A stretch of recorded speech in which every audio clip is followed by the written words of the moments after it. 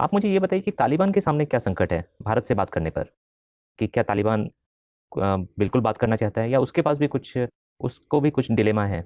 तालिबान के पास भारत से बात करने के लिए यह संकट है कि तालिबान का और जो एडजॉइनिंग कंट्रीज़ हैं फ़िलहाल पाकिस्तान और चाइना, उनके साथ में उनकी ज़्यादा फ्रेंडशिप देखने को मिलती है और वह एक प्रेशर बिल्डअप करते हैं कि आप भारत से जो वार्तालाप करें उसमें से थोड़ा कॉशियस रहें। अच्छा, क्या माना जा सकता है कि जो तालिबान के लोग दोहा में बैठे हुए हैं और वो तो शांति की बात कर रहे हैं, यस सर। जो तालिबान के फाइटर्स हैं अफ़गानिस्तान के अंदर, वो शांति को किसी हाल में भी मानने के लिए तैयार नहीं है।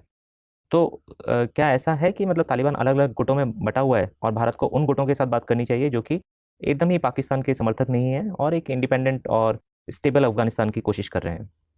जो वार्तालाप सिचुएशन है दोहा में अलग और ऑन ग्राउंड जो अफ़गानिस्तान में अलग, उसमें ऐसे कुछ प्रतीत होता है कि कुछ थोड़ा बहुत गुटों में बँटे हैं। लेकिन लीडरशिप तालिबान की एक सिंगल लीडरशिप ही है।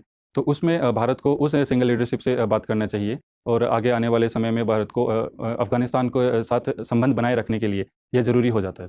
अच्छा, मुझे ये बताइए कि अभी भारत ने एक डिप्लोमैटिक इनिशिएटिव किया था वैक्सीन मैत्री, जी सर। क्या था ये?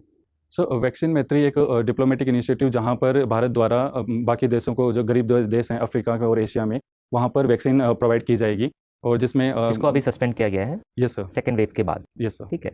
तो अगर हम इसको अब हाइंडसाइट में देखें, पीछे की तरफ देखें आज की समझ से, तो ऐसा कई विद्वानों का मानना है कि शायद भारत ने जल्दीबाज़ी की वैक्सीन मैत्री जैसे प्रोग्राम को लॉन्च करने में। पहले भारत को अपनी जनसंख्या को वैक्सीनेट करना चाहिए था। तो आज की डेट में आप डॉक्टर हैं, यस सर। आप इसको कैसे देखते हैं कि क्या भारत ने जो किया उस समय वो सही था? या आज आज के हिसाब से अगर देखा जाए तो शायद भारत को पहले अपनी जनसंख्या को करना चाहिए जैसा कि बाकी कई देशों ने किया?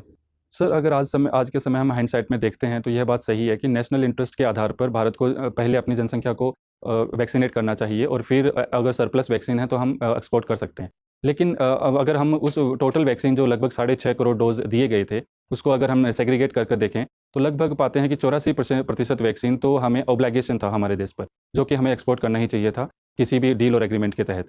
तो और उसके बाद से हमें समय रहते ही वो पॉलिसी चेंज कर दी और भारतीयों को वैक्सीनेशन